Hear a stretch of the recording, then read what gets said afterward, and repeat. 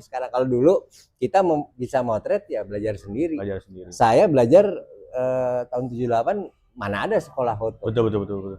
Ya belajarnya di Cikapundung. Wah.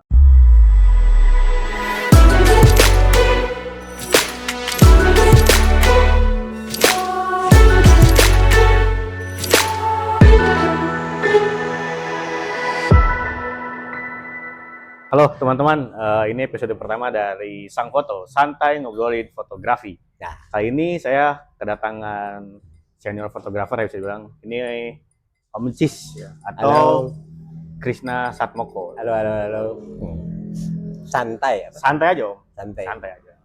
Boleh sambil ngopi, ngerokok. Ini kebetulan baru jadi. Oh, baru jadi. Kita di sini di kapal Coffee and Friends ya. Kapal. Kita lagi berlayar tapi nggak berlayar ini. Asalnya di kapal ini. Anggap aja lagi di kapal. Anggapnya di kapal. Betul.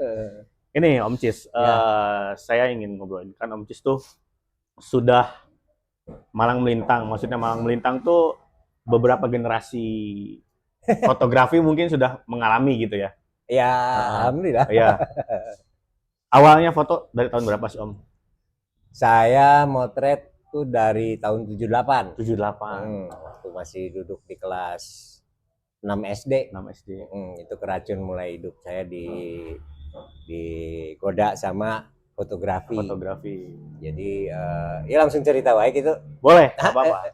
Ya ini mah cerita flashback. Jadi flashback dulu, boleh. Waktu itu memang ayah hobi. Betul.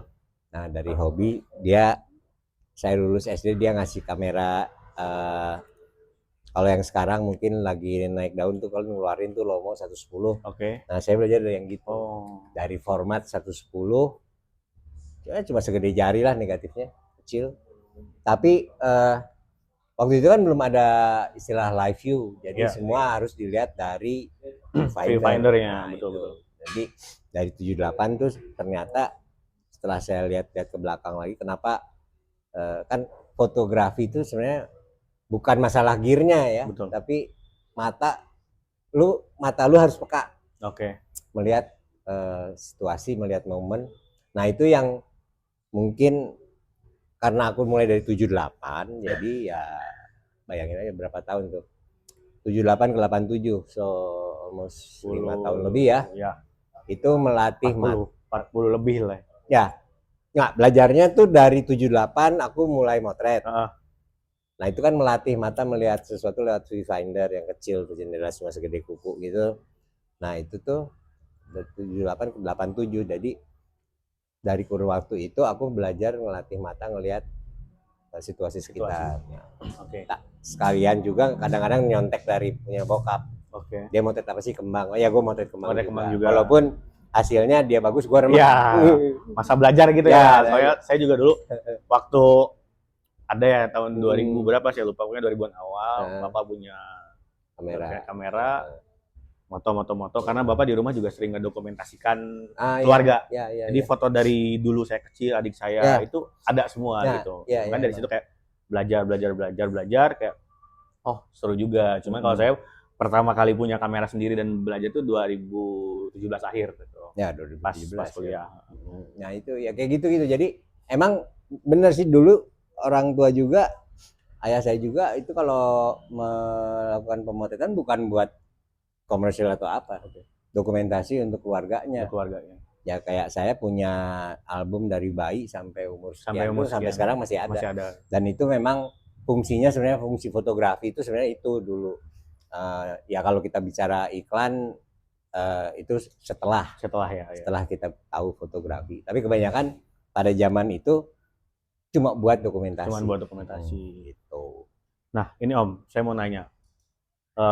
Berarti kan dulu pas mungkin zaman-zaman itu analog tuh belum lama kali ya masuk ke Indonesia gitu ya. Oh, udah lebih dari itu ya. Saya zaman konferensi Asia Afrika aja semua udah pakai analog. Udah pakai analog. Itu cuma memang bukan dibilang masih baru sih.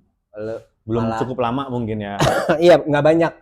Mungkin hanya kalangan tertentu yang aja yang punya. Dari segi harga dan sebagainya. Dilihat mungkin ya nggak semudah sekarang teman-teman bisa beli gitu ya. Oh iya betul. Karena ya waktu itu 3,5 juta tuh tahun 78 besar ya sekali besar ya, banget namanya gitu mungkin kan. 30 jutaan zaman Ya, sekarang gitu ya Om ya. gitu. Jadi terus kayaknya orang masih senang belajar ya. Oh, iya, Jadi betul. banyak yang masih. Ya.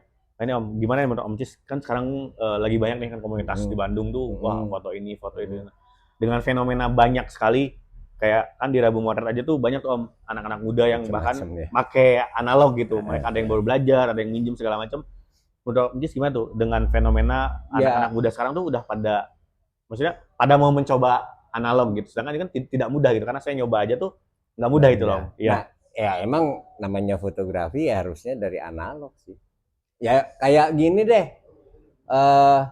belajar mau makan nasi, mending beli nasi bungkus atau bikin sendiri, Ya, mending beli kan. langsung Nah, ya. itu yang terjadi sama ini sekarang. Kalau dulu kita bisa motret ya belajar sendiri. Saya belajar tahun 78 mana ada sekolah foto. Betul. Ya belajarnya di Cikapundung. Wah. Datang ke tempat majalah bekas, kita baca ngelihat, beli kagak ya, beli kagak cuma lihat-lihat doang, tapi tiap sore kadang-kadang itu datang ngelihat. Nah di situ uniknya waktu zaman dulu tuh karena nggak ada, jadi kita berusaha. Kalau sekarang kan kadang-kadang belajar tuh urutannya, lu mau belajar, lu baru pegang kamera udah tahu motret model. Iya. Focusing aja belum bener. Betul. Belajar fokus dulu. Betul. Nanti udah fokus belajar depth of field. Oke. Belajar pencahayaan. Nah, kalau sekarang tuh bagus sebenarnya dengan macam-macam input yang ada, cuma kadang-kadang runutan belajarnya yang salah ya. Mungkin kalau sekarang, maaf saya potong dikit.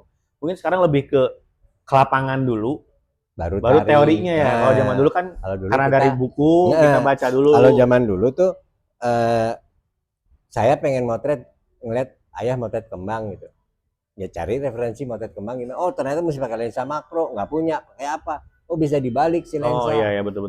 Gitu. Terus focusing, kenapa yang itu bisa blur, bokeh istilahnya.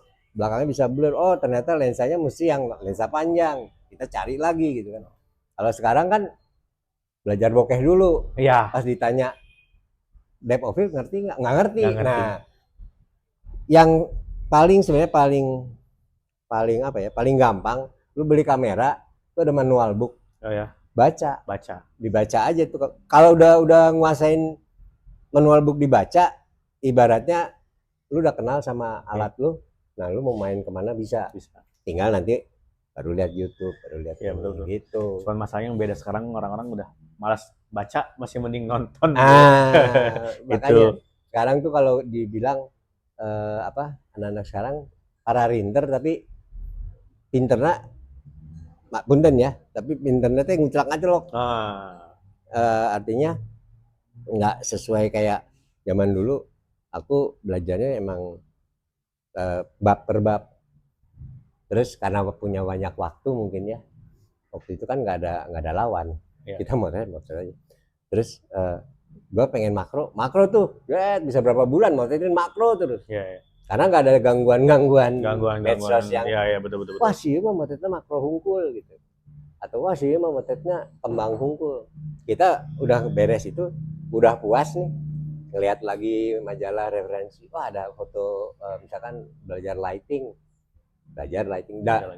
Zaman dulu juga lighting nggak kayak sekarang. Ya. LED bisa enak. Dulu kan pakai bohlam gitu ya. Pakai bohlam atau pakai flash. Pakai bohlam kita mesti white balance, kita nggak bisa atur.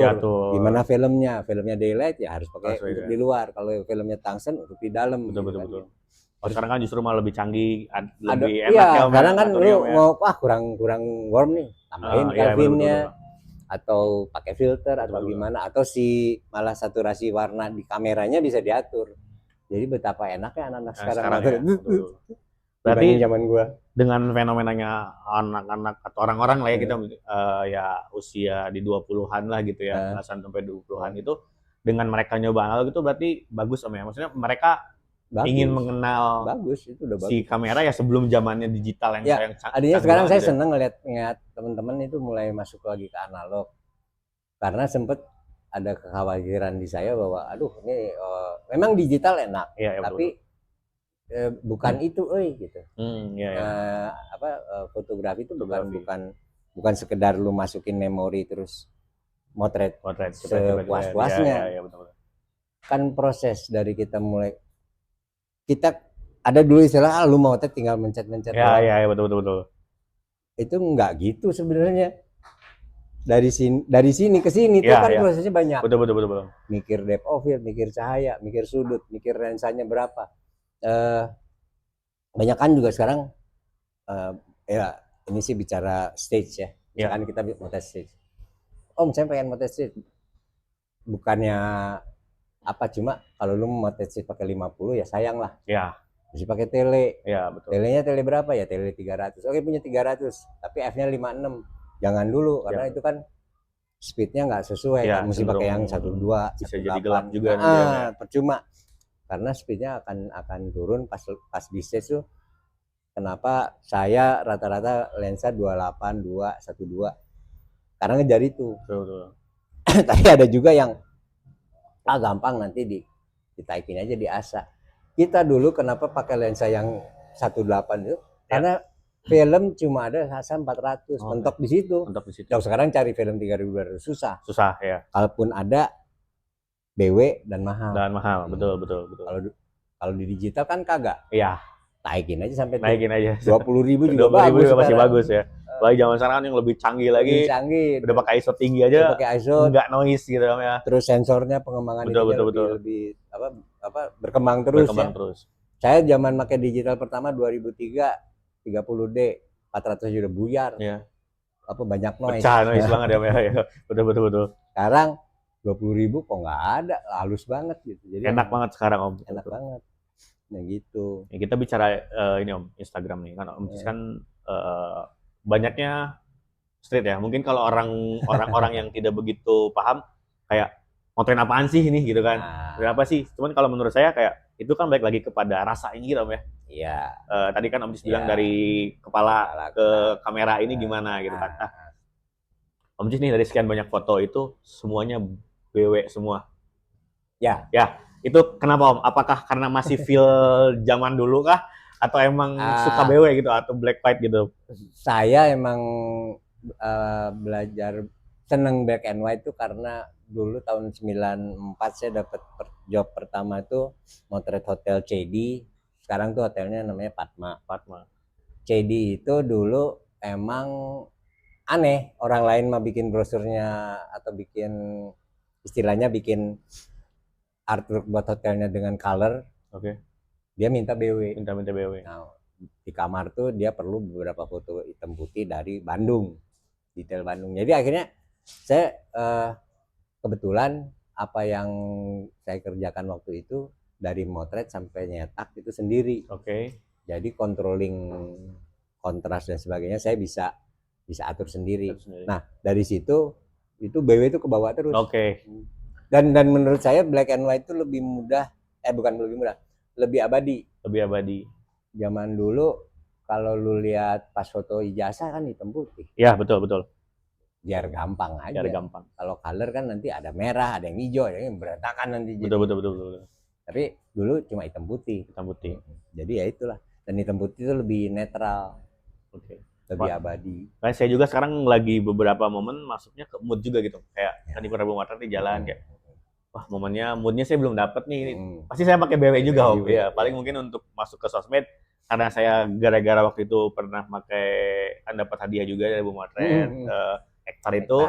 Saya mulai jatuh cinta sama grind gitu. Makanya analog itu kan identik grindnya itu beda ya. Beda banget gitu, indah banget gitu kan. Bukan noise tapi grind. Bukan noise, grindnya itu loh. Dari situ kayak mungkin ketika saya moto BW atau lain-lain, saya udah mulai nambah-nambahin grind karena suka gitu kan. Iya. Kadang ada orang juga komen, ngapain nih fotonya nggak jernih, titik-titik. Saya balik lagi, itu rasa yang saya rasain. Ya, saya ingin pakai seperti itu gitu. Yang motret kan gitu. Lu. Iya. Nah, gitu. Jadi saya juga sering kadang-kadang kenapa sih lu?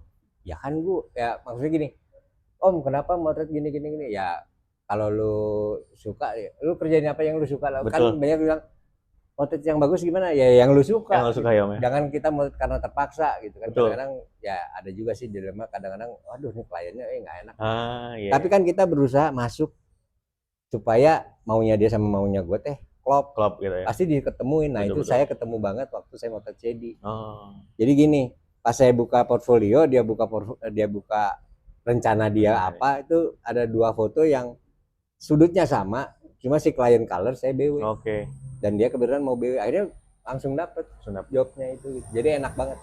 Terus kenapa BW? Kalau dulu karena saya bilang tadi kan saya kerjain semua sendiri. Iya. Itu semua lebih murah dibanding kalau saya mulai masuk ke color. Color tuh bisa 2-3 kali lah harga BW. Harga BW ya. Dan kedua, environment ke alamnya, color tuh ada kandungan perak yang memang kurang baik untuk lingkungan. Jadi perlu treatment lagi. Nah, itu saya nggak mau. Akhirnya saya masuk ke BW, dan di BW ada beberapa kawan juga yang emang dia urusin ya apa sih kuliahnya, biologi, mikrobiologi gitu. Jadi gue tanya, ini kalau limbah gue buang ke kebun mati nggak? Dia balik. Limbah cuci itu ya. Limbah cuci. Kebun lu ada yang mati nggak? Enggak, malah tumbuh. Ya nggak apa-apa, berarti udah. Jadi emang si alam sendiri bisa mengurai chemical BW itu lebih untuk tertentu ya, untuk yang basic. Kalau untuk yang kayak wet plate, collodion itu mungkin ada beberapa yang agak bahaya karena ada cyanida dan sebagainya. Tapi yang selama ini saya pakai belasan tahun di kebun saya masih hijau ya, nggak ada yang mati. Ya mungkin asumsi orang, buang limbah nanti ngerusak gitu ya. Nah, tapi kalau di color itu harus ya. Bahkan ada beberapa lab yang berapa bulan sekali tuh bleachnya diambil atau limbah si mesin tuh diambil untuk diurai lagi. Makanya saya, kalau pertanyaan kenapa BW ya, BW itu lebih friendly, lebih aman, lebih abadi. Lihat aja foto lu zaman dulu BW. Ya. Terus ditayangin sekarang, aman-aman aja. Tapi kalau color pasti warnanya rubah Om ya, seiring waktu ya. Negatif warna tahun 60-an sama sekarang beda gitu. Lu lihat National Geographic tahun 60-an, warnanya semua kayak yang sekarang sama ya, tetap sama. Rada masuknya rada false color. Kalau yang sekarang kan National Geographic warnanya bright banget, vivid. Kalau yang dulu tuh karena pakai film kelihatan. Ini Om, tadi kan bicara antara foto yang itu seperti apa yang kita sukai gitu kan ya. Kadang-kadang nih Om, idealisme diri itu kan kadang-kadang nggak masuk ya. Kayak tadi misalkan kita lagi kerja nih, ada klien gitu. Nah, menurut Om Cis tuh perlu nggak sih idealisme itu kita tetap pertahankan, atau kita harus menyesuaikan sih industrinya gitu, kita lagi moto apa, untuk apa gitu. Ya emang semua juga pasti punya idealis, tapi ya balik lagi kalau kita untuk bekerja untuk diri sendiri, kita bisa sebebasnya lah aja. Tapi kalau ada klien ya kita juga mesti ngehargain maunya dia. Tapi kan kadang-kadang maunya dia tuh nggak juga. Nah, itu pinter, ada ilmunya lagi sebenarnya kan gitu. Ada ilmunya lagi. Kenapa agency juga punya orang marketing yang jago ngomong. Kadang-kadang fotografernya nggak ditampilin. Paling mencak-mencaknya sama si marketingnya. Anjing, ini kenapa ini? Gue nggak mau gitu kan. Gitu. Betul. Tapi si marketing akan coba si anjing ini menjadi kucing kesananya gitu kan. Gitu. Jadi lebih halus, lebih ini. Akhirnya walaupun dipaksakan. Tapi emang nggak bisa sih sekarang bilang gue kan namanya gitu, nggak bisa. Kalau lu kerja sama klien ya lu harus ngikut klien ya itu yang bayar lu kok. Iya betul. Gitu kan. Jadi mesti nurut aja gitu. Bukan nurut artinya iya. Cuma coba dimasukin lah dikit-dikit gitu. Karena kadang-kadang juga punten aja nih, kadang-kadang klien ada juga yang dia lihat itu bagus, ya maunya pengen kayak gitu ya. Padahal bukan buat produknya dia. Betul. Nah, itu kan mesti itu sering banget sih Om. Banyak kan kayak gitu. Pernah nggak sih Om kayak Om Cis nih punya idealisme yang A misalkan, ada job nih, dia mintanya C.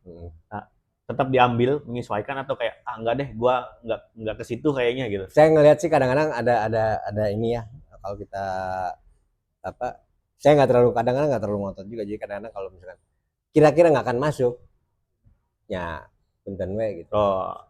Saya mundur pelan. Tapi kalau misalkan masih bisa, jadi emang kita juga mesti selektif sih sama klien. Iya betul.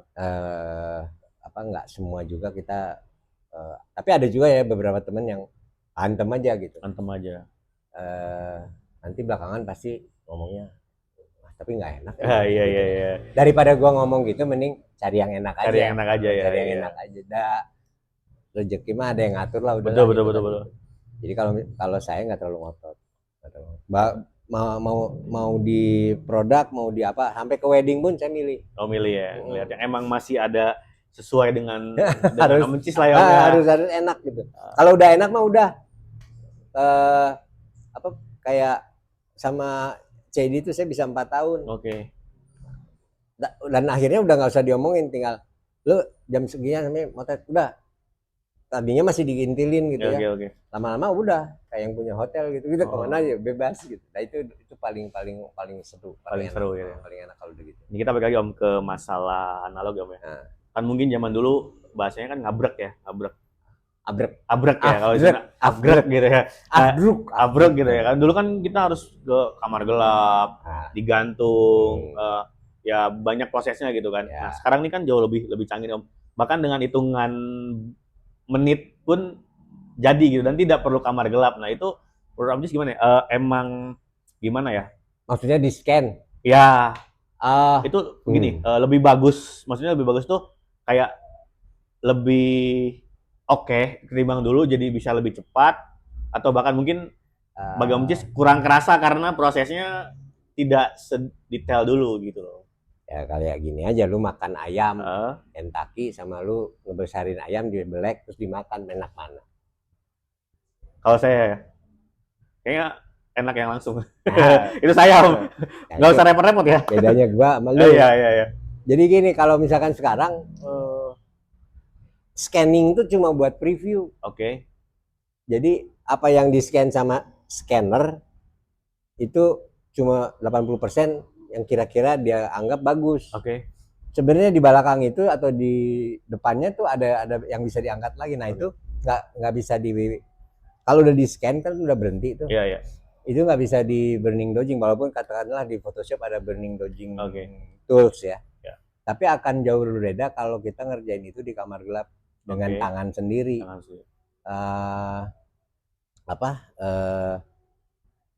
Si kontras itu kita bisa atur kalau kita ngerjain sendiri itu misalkan kayak gini. Gua mau motret langitnya tipis tapi bagian foregroundnya tuh udah benar. Cuman kalau gua kerjain yang backgroundnya karena tipis dia gelap. Burning dodging bisa, atau misalkan dicetak dengan dua filter yang berbeda, yang satu lebih soft, yang satu lebih hard, kayak gitu-gitu. Nah itu tuh sebenarnya mengasihkan. Jadi buat saya sampai sekarang anak-anak lakukan itu adalah preview. Di scan, setelah itu that's it gitu ya. Enggak gitu. Scanningnya coba scan highlightnya, scan shadownya, scan midtone-nya, baru digabung di Photoshop. Pasti jauh lebih bagus daripada cuma scan sekali. Kadang-kadang kan scan, aduh langitnya keputihan. Iya. Padahal kalau di negatif dilihat sebenarnya kalau selama di negatif itu masih walaupun gelap ya, hitam, tapi masih ada detail, itu sebenarnya masih bisa diangkat dengan teknik di kamar gelap. Nah, itu yang belum sampai. Saya bisa ngerti kenapa anak-anak sekarang cukup di situ. Soalnya ya kalau lu mesti beli paper lagi, berarti lu double. Betul. Keluarin duit buat film, buat paper, papernya juga, buat obat, terus buat bikin kamar gelap. Ya kalau ada duitnya sih silakan gitu. Kalau nggak ada duit ya udah deh coba cuma buat scanning. Kalau saya lanjut mungkin ini usul kali ya. Iya boleh. Scanningnya 3, highlight, shadow, midtone. Biar si hasil jauh lebih kerasa ya. Dan negatif tuh sebenarnya juga fondasi dari karya kan. Iya. Bisa dibilang fondasi lah buat saya. Nah itu tuh bisa diolah sebenarnya. Nggak cuma sekali scan. Saya pernah nyobain scan langitnya, pasti bawahnya gelap. Saya scan bawahnya, pasti langitnya terang. Putih ya. Tapi kan bisa layering. Iya betul. Itu sebenarnya layering itu kalau di kamar gelap ya itu burning dodging. Dan keunikannya ya buat saya kalau pakai Photoshop kita bisa save. Kalau pakai kamar gelap that's it. Itulah hasilnya. Itu hasilnya gitu. Walaupun lucu, kan banyak kita lihat Magnum yang foto dicoret-coret. Itu cuma buat mappingnya si fotografer ngeprint. Tapi besoknya di print lagi juga belum tentu sama. Belum tentu sama, beda ya. Perhatiin aja kalau misalkan googling foto Ansel Adams yang bener pertama sama yang sekarang udah jauh. Kontrasnya jauh lebih bagus yang sekarang. Gitu. Tapi kan dengan adanya mesin scan yang sekarang jauh lebih canggih, yang tadinya kita hanya dapat film dan mungkin dicetak paper, sekarang bisa jadi JPEG-nya gitu. Mungkin kita bisa upload di sosmed juga, bahkan mungkin film-film lama kita juga yang sekarang bisa kita scan ulang itu gitu teknologi kan. Sekarang teknologi sekarang gitu. Zaman saya ini mah dicetak. Dicetak. Kalau enggak ya gimana lu mau? Iya, udah ada YouTube, ada apa? Ya, betul. Tapi kalau sekarang belum dicetak juga udah keluar. Di medsos, di TikTok, di macam-macam lah gitu. Dan bahkan kadang-kadang suka kesannya gini. Kita motret buat klien, taruhlah website. Menggunakan seorang influencer yang terkenal, ceritanya. Datang si asistennya terus motret, terus dia tayangin. Buat saya, nah ini balik lagi ke attitude. Jadi ini kan websitenya belum jadi. Harusnya kalau dia punya tata krama mah jangan di-up dulu Om ya. Nunggu selesai dulu nih si websitenya. Jadi saya sempat punya kerjaan gitu dan akhirnya saya berhenti. Saya bilang ini kalau asistennya motret terus, gue malas motret. Ngapain gue motret? Dia aja yang motret. Dia aja yang motret. Udah aja dia yang bikin website. Betul. Ngapain gitu. Nah, akhirnya ya ini karena kebiasaan si artis sih biasanya. Akhirnya ngobrol ya udah. Dia berhenti. Tapi kan ada juga yang gitu ya. Jadi karena kecepatan publikasi teh ada bagus ada enggak? Ada bagus ada enggak. Tergantung orangnya juga. Iya, kadang-kadang kan ada juga yang kayak emang ini kerjaannya masih rahasia nih, terus kayak asistennya nge-spill itu kan malah nggak boleh gitu ya. Itu jangan dulu ya karena atau ya mestinya dia bilang nggak sih, tahan dulu ya. Kadang-kadang orang zaman sekarang kan gatel Om. Makanya saya jarang banget nge-tag atau apa gitu, ngupload gitu, kadang-kadang mikir 2 kali. Iya, takutnya emang belum boleh atau nggak boleh dipublikasikan dulu Om ya. Atau ini proyek buat nanti. Iya, betul. Itu banyak yang saya masih tahan. Ketika kalau emang sudah di launching, di publish, oke lah kita ikut juga gitu ya. Itu ini apa? Balik lagi ke masalah etika gitu. Berarti tadi yang masalah scan itu ya plus minus lah Om ya. Plus minus. Memang sekarang enaknya dengan scan kita bisa nggak perlu basah-basah tangan. Iya. Kalau dulu kan kita perlu ada tes ya, ada di cairan kotak gitu Om ya. Buang kertas lah. Sekarang bisa di scan. Tidak berarti scan itu jelek, cuman ada beberapa tahap yang kalau lu lakukan itu bisa jauh lebih bagus lagi ya. Mungkin karena efisiensi kali ya orang zaman sekarang. Kayak mungkin zaman dulu Om Cis ketika abis motret film itu berapa minggu baru ada hasil, kan zaman sekarang kan mungkin saya pengen ngupload di sosmed, dia pengen cepet. Jadi ya yang penting ngeburu waktu gitu. Tapi kalau lu bisa kerjain sendiri, model makan nasi goreng itu udah kelar. Iya. Ya yang bikin lama kan masuk ke lab. Iya. Lab komersial which is punya jadwal dari yang lain-lain. Kalau kerjain sendiri ya suruh aja mandi si model. Nanti kita nyuci di kamar gelap. Dari 7 menit udah kelar. Iya. Di hair dryer kering, cetak udah bisa. Dia lagi hair dryer rambut kita udah bisa kasih. Udah kasih. Sebenarnya cepet sih kalau bisa kerjain sendiri. Iya betul. Dan penguasaan tekniknya juga cuma karena yang ini kan masukin ke lab foto, jadi ya lab foto udah punya jadwal sendiri. Kita nggak bisa nyodok lah gitu. Tapi kalau dulu saya karena saya sering, saya bisa lakukan itu. Ya itulah karena udah lama kita hubungan sama satu lab, bisa istilahnya tektokan lah Om ya. Dapat formalitas duluan gitu. Itu lebih enak. Tapi lebih enak sendiri. Ya Om Cis kan sekarang juga kan pakai digital juga nih Om ya. Nah, dari perkembangan foto lah misalkan dari beneran bukan belajar ya, tapi emang udah mulai terjun ke foto gitu. Dari tahun itu sampai ke sekarang, dunia fotografi itu paling enak tuh pas di tahun berapa sih Om? Dan kenapa itu Om?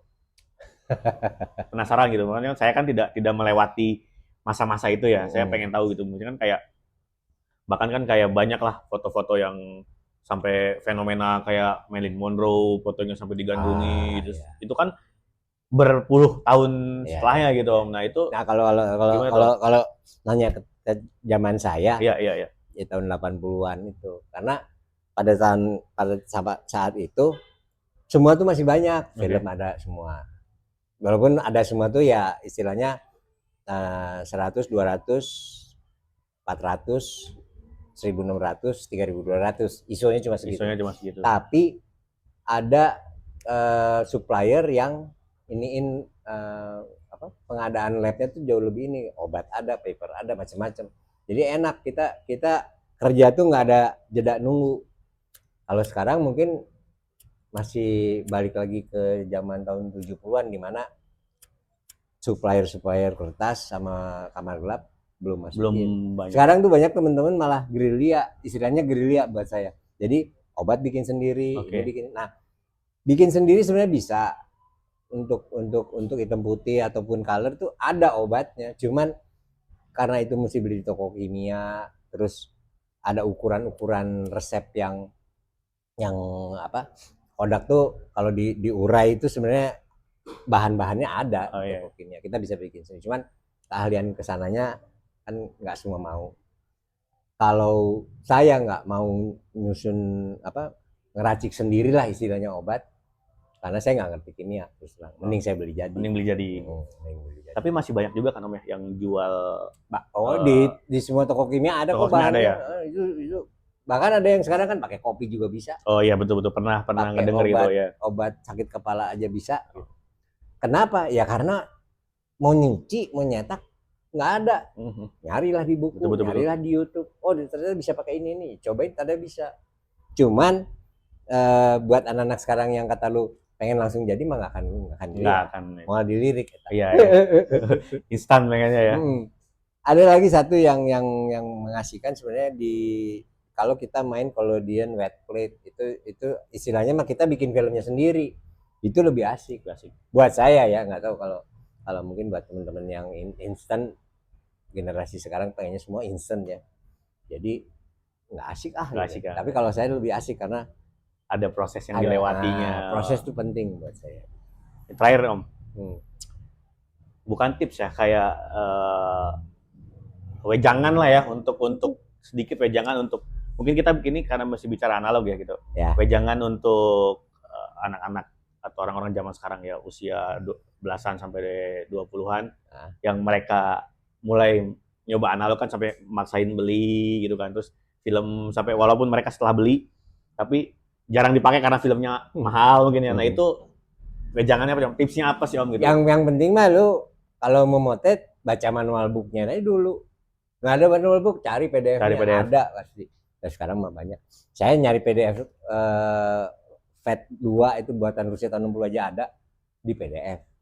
Di situ kita bisa tahu, oh ternyata ini ada tombol ini, ada tombol ini. Banyak tuh anak-anak sekarang cuma beli tapi nggak tahu fungsi. Nah itu juga, apalagi digital banyak banget tombolnya. Iya kan? Betul. Kalau lu nggak tahu ya percuma, taruh di P doang ngapain, mending beli pocket aja sekalian gitu kan gitu. Wah gue bukan motret cuma di P aja atau di auto. Iya banyak. Habis yang ini nggak ngerti. Betul banyak. Ngapain dibeli? Iya gitu. betul. Mending duitnya buat beli film gitu. Berarti pada intinya pelajari dulu Om ya. Kenali dulu si alatnya. Baru ya masalahnya gini, pengen cepet-cepet bisa sih. Betul. Ya sebenarnya cepet-cepet bisa lebih enak kok, sekarang lebih cepet. Lu motret gagal lu cari ada referensinya. Kalau zaman aku kan enggak. Kenapa ya belangin, oh ada ini. Jadi minimal yang kalau buat anak-anak sekarang mah baca manualnya. Kadang-kadang manual nggak dibuka, takut nanti kalau dijual lagi turun. Nah, itu ajaib banget. Bagi yang manualnya di plastik ini Om ya. Nggak, ya terus kenapa nggak dibuka? Habis kalau jual, ada PDF-nya. Betul. Bisa download, disupport kan tiap ini brand kamera kan punya support tuh ada di PDF segala macam. Kalau nggak salah ada dah. Bahkan ada yang menyediakan web situs itu segala PDF ada kok gitu. Jadi emang nggak jadi halangan kalau bilang habis nggak bisa dibaca. Tiap hari mukanya di depan HP masa nggak bisa lihat PDF. Betul, banyak lah sekarang kalau kita nggak usah nyari ke toko buku atau ke toko lot tinggal langsung dari HP aja Om ya. Kasihan toko buku nggak laku sekarang. Betul Om, banyak yang gulung tikar. Oke ya, Gitu. kawan-kawan, itu sedikit ngobrol kita mengenai Ngalor ngidul aja kita, walaupun tidak terstruktur tapi rame-rame aja Om ya, ya. mengenai analog dan fotografi. Buat yang mau nanya-nanya DM mangga. Boleh DM ke saya akhirnya atau enggak langsung ke ya. Om Cis. Apa Om IG-nya Om? Saya. Ya. Yang paling tiap hari sih Saicis, SAICIS. Nah, itu boleh ya langsung DM ke beliau nanya-nanya masalah fotografi gitu kan. Mungkin sekian obrolan kita, sampai ketemu lagi di berikutnya. Santai.